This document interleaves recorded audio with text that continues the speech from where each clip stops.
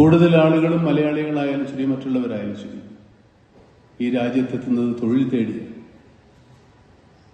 തൊഴിൽ, ജോലി എന്ന് പറഞ്ഞാൽ എല്ലാത്ത അർത്ഥത്തിലും ജോലി അന്വേഷിച്ച് വരുന്നവരായിരുന്നു കൂടുതലും. ആണ് പലരും ജോലിയിൽ തന്നെ തുടരുകയും ചിലർ ജോലി വിട്ട് മറ്റ് ഇതര ചെറിയ ചെറിയ ബിസിനസ്സുകളിൽ ഏർപ്പെടുകയും അവിടുന്ന് വളർന്ന് വലുതായി വലിയ പ്രസ്ഥാനങ്ങളുടെ ഉടമകളാവുകയും ചെയ്യുക. ദുബായിൽ വരുന്നത് 1987 ഇപ്പൊ ആ പേപ്പറിൽ വന്ന പോലെ മാർച്ച് 1 തീയതി ആണ് ഞാനിവിടെ എത്തുന്നത്. ഞാനിവിടെ കണ്ട ദുബായ് എത്രയോ മാറിപ്പോയിരിക്കുന്നു. ദുബായിയുടെ മുഖമെന്നല്ല, ദുബായ് ആമകമാനം മാറിപ്പോയി. ആ സകലം അത്ഭുതമാണ്.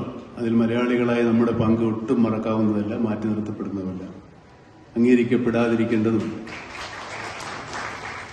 നമ്മൾ ഉൾക്കൊള്ളുന്നതും നമ്മുടെ ആത്മാർത്ഥമായ ശ്രമം കൊണ്ട് തന്നെയാണ് ഈ നാടിനെ ഈ നിലയിലേക്ക് എത്തിക്കാനുള്ള നമ്മുടെ സംഭാവനകൾ വളരെ വളരെ വലുതാണ്. ഞാൻ അത്ഭുതപ്പെട്ടു പോകാറുണ്ട് ഓരോ പ്രാവശ്യവും ദുബായിൽ വരുമ്പോൾ. പണ്ടൊക്കെ 1 കൊല്ലം കഴിഞ്ഞ് 2ാം കൊല്ലമൊക്കെ ദുബായിൽ വരാറുണ്ട്.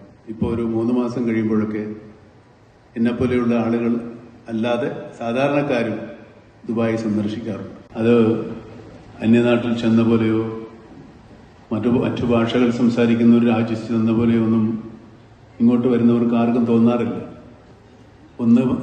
രണ്ടാമത് കാണുന്നയാൾ എപ്പോഴും മലയാളം സംസാരിക്കും. ഒരുപക്ഷെ അത്ഭുതപ്പെടുത്തിക്കൊണ്ട് പല ഈ നാട്ടുകാരും ഒരുവിധം നല്ല മലയാളം സംസാരിക്കുന്നത് ഞാൻ കേട്ടിട്ടുണ്ട്. വേദിയിലിരിക്കുന്ന ഇപ്പൊ പറയപ്പെടുന്ന ലക്ഷാധിപതികളും കോടിപതികളുമായ ആളുകൾ ചെറുതായിട്ട് തുടങ്ങിയവരാണ് എല്ലാവരും. നമ്മുടെ ചെറുപ്പക്കാരുടെ വാക്കെനിക്ക് പറയാനുണ്ട്. നമ്മൾ വന്ന ഉടനെ കോടിപതികളോ ലക്ഷാധിപതികളോ ആവുകയില്ല. കഠിനശ്രമവും അശ്രാന്ത പരിശ്രമവും കൊണ്ട് മാത്രമേ ഇവരൊക്കെ എത്തിയ നിലയിൽ എത്താൻ പറ്റൂ. ഈ നാട്ടിൽ അധ്വാനിക്കുന്നവർക്കും പരിശ്രമിക്കുന്നവർക്കും ആത്മാർത്ഥമായി ജോലിയോട് അല്ലെങ്കിൽ തൊഴിലിനോട് തന്റെ പ്രവൃത്തികളോട് സമീപിക്കുന്നവർക്കും തീർച്ചയായിട്ടും വിജയമുണ്ടാവും. ഇവിടെ ഉള്ളവർക്കുള്ള അവസരങ്ങൾ തന്നെ വീണ്ടും അവർക്കും ലഭിക്കുമെന്ന് തന്നെയാണ് എന്റെ വിശ്വാസം.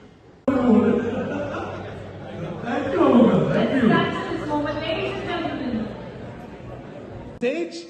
So to give away the awards, may I request Mamuka and Ravi Sir